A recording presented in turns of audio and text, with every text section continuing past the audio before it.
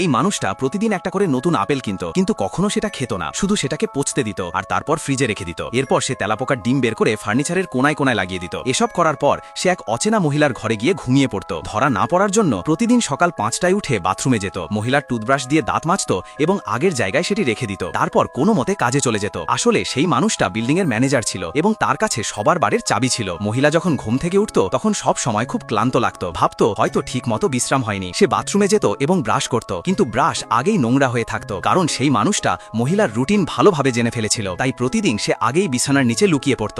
আয়নায় দেখে বুঝত মহিলা ঘুমিয়ে পড়েছে কিনা। তারপর মুখে মাস্ক পরত, গদির নিচ থেকে এক ওষুধে ভেজা কাপড় বের করে মহিলার মুখে ধরত এবং তাকে অজ্ঞান করে দিত। তারপর নিজের নোংরা কাজ করত।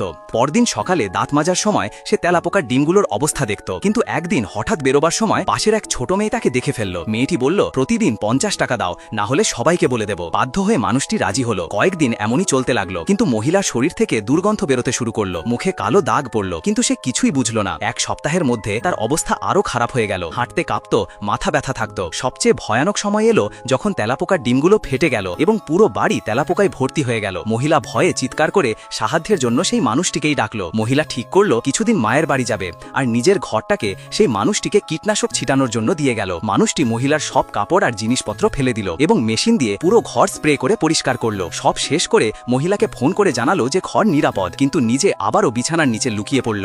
কিন্তু এবার মহিলা তার বয়ফ্রেন্ডকেও সঙ্গে নিয়ে এলো। দুজন বিছানায় ছিল। হঠাৎ করে মানুষটার বিষাক্ত কেমিক্যাল তার মুখে পড়ে গেল। 2 মিনিটের মধ্যে সে নিজেই অজ্ঞান হতে চলেছিল। দ্রুত পালাতে গিয়ে ভুল চাবি তুলে নিল। পরদিন সকালে সে বাথটাবের পানিতে জ্ঞান ফিরে পেল। মহিলা দাঁত মাজছিল, কিন্তু বয়ফ্রেন্ড ব্যাগে তার যন্ত্রপাতি দেখে ফেলল। তখন মহিলা আবার মাথা ঘুরে পড়ে গেল। বয়ফ্রেন্ড ব্যাপারটা এড়িয়ে গেল, কিন্তু মানুষটা পালাতে লাগলো। ধরা পড়ে সে বলল, আমি তো শুধু কিট মারতে এসেছিলাম। মহিলা বিশ্বাস করলো, কিন্তু বয়ফ্রেন্ডের সন্দেহ থেকেই গেল। রাতে মানুষটা আবারও বিছানার নিচে লুকিয়ে পড়ল এবং সেই রাতেই দুজনের মাঝখানে শুয়ে পড়ল। কিন্তু পরের বার বয়ফ্রেন্ড কার বিষের বোতল দেখে ফেলল এবং তাদের মধ্যে ঝগড়া বেঁধে গেল। তখন মানুষটা ভানা আয়না তুলে বয়ফ্রেন্ডকে মেরে ফেলল এবং লাশটা বাথটাবে ফেলে দিল। পুলিশ এলো, কিন্তু কোনো প্রমাণ পেল না। যাওয়ার আগে মানুষটা দেখলো মাটিতে একটা কাগজ পড়ে আছে, ওটা সেই ছোট মেয়েটির লেখা ছিল। এবার এই মানুষের গোপন রহস্য ফাঁস হতে